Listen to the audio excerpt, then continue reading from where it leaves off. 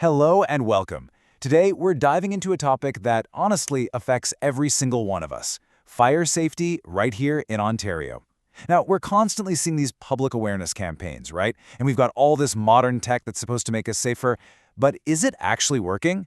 Well, the official data tells a story that's, well, it's a bit more alarming. Let's get into it. So let me just start by asking you this one simple question.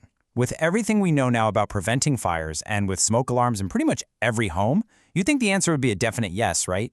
I mean, we're more aware, our building codes are way stricter, so the risk should be going down. But let's see what the numbers have to say. And here it is, our first really shocking truth. This slide shows the exact opposite of what you'd expect. The fire death rate in Ontario, it hasn't gone down, it hasn't even stayed the same. It's actually jumped, and jumped significantly, from 5.1 deaths per million people in 2012 all the way up to 8.5 in 2021. So yeah, despite all our best efforts, the trend is going in the completely wrong direction. The real question is, why?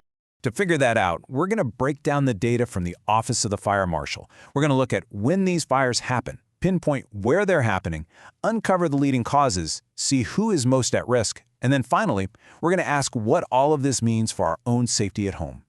All right, first up, let's talk timing. It turns out that when it comes to fatal fires, not all months are created equal. No, there's a very clear and pretty dangerous pattern that pops up when you look at the calendar year. And this chart really tells the story. It shows the 10-year average of fatal fires each month, and that spike? It's impossible to miss. The cold winter months see a huge increase in deadly fires. And you know, it kind of makes sense when you think about it. We're all stuck indoors more, we're cranking up the heat, and the data backs this up. Fires involving heating and electrical equipment also go up during this time.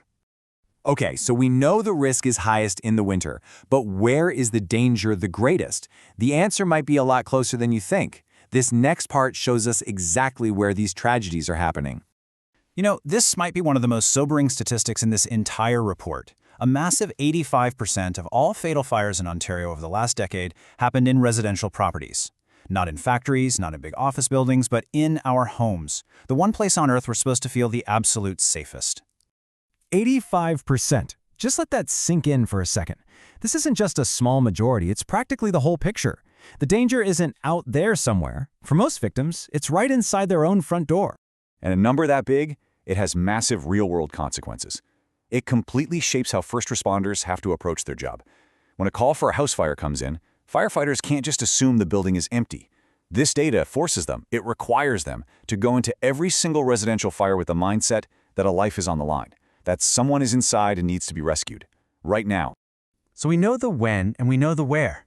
Now let's get to the how. What is actually starting these deadly fires? And maybe just as important, why are our main safety systems, the things we rely on, sometimes failing us when we need them the very most? Okay, now take a look at what's at the very top of this list. You might be surprised. While cooking is actually the #1 cause of home fires overall, it's not the #1 killer. That tragic distinction belongs to smoking materials, accounting for 28% of all fatal residential fires. That's way more than any other single cause. And this quote from the Office of the Fire Marshal just hits the nail on the head. It perfectly captures this deadly disconnect. Smoking materials might not cause the most fires, but they cause the most fatal ones. These are the incidents that are just disproportionately leading to tragedy. But this leads to a really critical question, one you're probably thinking right now. Wait a second, what about smoke alarms? We all have them for this exact reason, to give us that crucial early warning. So why are people still getting caught in these deadly fires? Is the technology just failing us? Well, the data here is, it's really concerning. Sure, in 35% of fatal fires, a smoke alarm did go off, but look at the other slices. In a shocking 18% of cases, an alarm was there, but it didn't work. Maybe a dead battery, maybe no battery at all, or some other malfunction. And in another 15% of these tragedies, there was no smoke alarm to begin with. So when you add those two numbers together, the fires with no alarm present and the ones where the alarm didn't work, you get this: 33%. That's 1 in every 3 fatal fires where our first line of defense completely failed. Let me put it as plainly as I can. In 1 out of every 3 preventable fatal fires in our homes, the most basic, most essential warning system we have failed. This is, without a doubt, one of the biggest gaps in our fire safety net, and it is a gap that is absolutely costing lives. So we've covered the when, the where, and the how. But this data also tells a really powerful human story. It shows us that the risk of dying in a fire isn't shared equally among all of us. Some groups are far, far more vulnerable than others. And this chart just lays that disparity out in black and white. In 2021, the fire death rate for seniors, so people 65 and over, was 12 per million. Now compare that. That is double the rate for other adults, and it's 4 times the rate for kids and teens. The risk just skyrockets as we get older. So why is the risk so much higher? Well, the data points to this tragic mix of factors. For seniors, a fatal fire is more likely to start from something as simple as smoking materials in a living room chair. And here's a critical point.